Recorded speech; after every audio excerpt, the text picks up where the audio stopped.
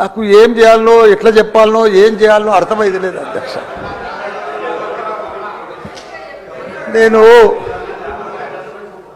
పాలమ్మిన అధ్యక్ష, పువ్వులు అమ్మిన అధ్యక్ష, పెద్ద పెద్ద విద్యా సంస్థలు తెరిచిన అధ్యక్ష, ప్రపంచంలోనే భారతదేశంలోనే పెద్ద విద్యా సంస్థలు తెలంగాణ ఎవరికైనా ఉన్నాయంటే అవి మల్లారెడ్డికి ఉన్నాయి అధ్యక్ష. కానీ ఇప్పుడు అంతా అయోమయం ఆగమాగం ఉంది అధ్యక్ష.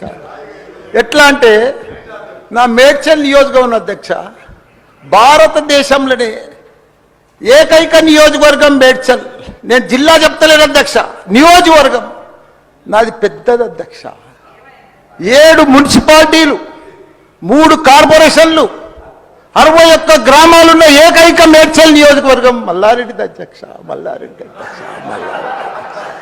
దాన్ని అతులం కుతులం చేస్తున్నారు అధ్యక్ష. దాన్ని జిహెచ్ఎంసీ అని ఇప్పుడు నా తన 7 మున్సిపాలిటీలు ఉన్నాయి, 3 కార్పొరేషన్లు ఉన్నాయి, 61 గ్రామాలు ఉన్నాయి. అందులో 28 గ్రామాలు తీసి మున్సిపాలిటీలలో కలిపేసారు పక్కకునే గ్రామం. ఆ మున్సిపాలిటీలన్నీ ఇప్పుడు వాళ్ళ పీరియడ్ అయిపోగానే జనవరి 27కు అవి జిహెచ్ఎంసీ చేస్తారట. నా టైంలో ఒక్కటే పీరియడ్ అయింది వాళ్ళు గెలిచి. నా దగ్గర ఒక్క మేడ్చల్ నియోజకవర్గంలోనే కార్పొరేటర్లు, కౌన్సిలర్లు, మేయర్లు, జిల్లా పరిషత్ చైర్మన్లు, సర్పంచ్లు, ఎంపీటీసీలు, వార్డు మెంబర్లు వీళ్ళందరూ కలిసి ఒక్క మేడ్చల్ల 444 మంది నా తన లీడర్లు ఎదిగిరు అధ్యక్ష. ఇవాళ వాళ్ళంతా మడ్డాష్ అయిపోయారు. మొత్తం సగం మంది కాంగ్రెస్లకే వచ్చారు, అయోమయంలో పడిపోయారు వాళ్ళు మొత్తం కాంగ్రెస్లో. ఎందుకంటే మళ్ళీ ఎలక్షన్స్ వస్తాయి, మళ్ళీ మున్సిపల్ ఎలక్షన్స్ వస్తాయి, మళ్ళీ సర్పంచ్ ఎలక్షన్ వస్తాయి అంటే మున్సిపల్ లేదు, కౌన్సిలర్ లేరు, అన్ని జీవోలు కూడా వచ్చేసినాయి అధ్యక్ష. ఆల్రెడీ మున్సిపాల్లో గ్రామాలు కలిసిపోయినట్టు, మళ్ళా గ్రామాలని మున్సిపాల్ కూడా అన్ని జిహెచ్ఎంసీలో కలిసినట్టు. ఒకటి అధ్యక్ష, కలుపురి తప్పు లేదు. 9 మున్సిపాలిటీలు అప్పుడు సరౌండింగ్ షేర్లింగంపల్లి కానీ కొద్బుల్లాపూర్ కానీ ఇవన్నీ కలిపినప్పుడు ఏమీ లేదు. ఇప్పుడు మా తాన కూడా మున్సిపాలిటీలో ఇప్పుడిప్పుడే ఈ 5 ఏళ్ళనే డెవలప్ చేసినాం మేము. కానీ ఇప్పుడు ఇప్పటికి ఇంకా గ్రామీణ వాతావరణమే ఉంది, ఇంకా పొలాలే ఉన్నాయి, ఇంకా సరిగా బాత్రూమ్లు కూడా సరిగా లేవు ప్రజలకు, ఇంకా పెంకిటిల్లే ఉన్నాయి.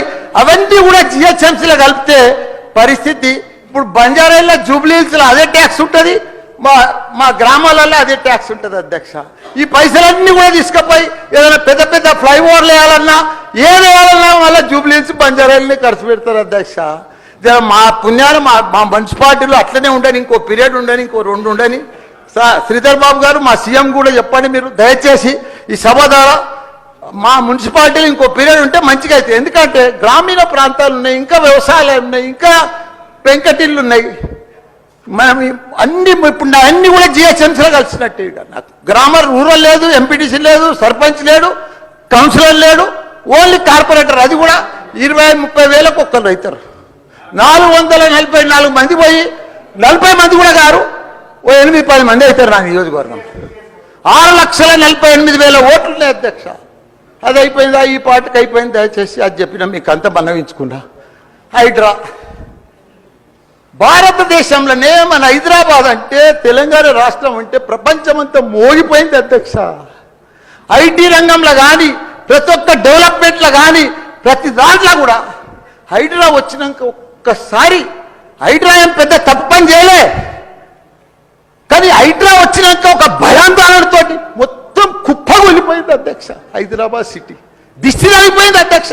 నువ్వేమన్నా అనుకో, ఎందుకంటే నాకు పెద్ద ల్యాండ్ బ్యాంక్ ఉంది, నాకు పెద్ద విద్యా సంస్థలు ఉన్నాయి, నాకేం నష్టం లేదు, నేనేం ఎఫ్టీఎల్లో లేను, బఫర్ జోన్లో లేను. నేను జనరల్గా చెప్తున్నా, అభివృద్ధి అమెజాన్, గూగుల్, ఫేస్బుక్, యాపిల్ లాంటి కంపెనీలు అమెరికా తర్వాత ఇక్కడ మన హైదరాబాద్ తెచ్చిండు మన కేటీఆర్ అధ్యక్ష. హెడ్ క్వార్టర్స్ ఇన్నే ఉండే అధ్యక్ష. ఐటీలా మనం కర్ణాటక బెంగళూరు పిలిచినాం అధ్యక్ష.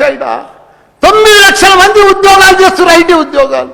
పెద్ద పెద్ద ప్రపంచం అంతా కూడా హైదరాబాద్ తీసుకొచ్చి పెద్ద పెద్ద వాళ్ళకు గుగులు పట్టిపోయింది అధ్యక్ష. గరీబుల్లో అయితే గుండెలు వలిగిపోయినాయి అధ్యక్ష. మరి అది ఎందుకు తెచ్చిరో ఏమో మళ్ళీ నాకు అర్థం కాదు. ఇప్పుడు ఒకటి అధ్యక్ష, ఇప్పుడు నాయే కొన్ని ఎఫ్టీఎల్ ఉన్నాయనుకో, ఎగ్జాంపుల్ చెప్తా శ్రీధర్ బాబా.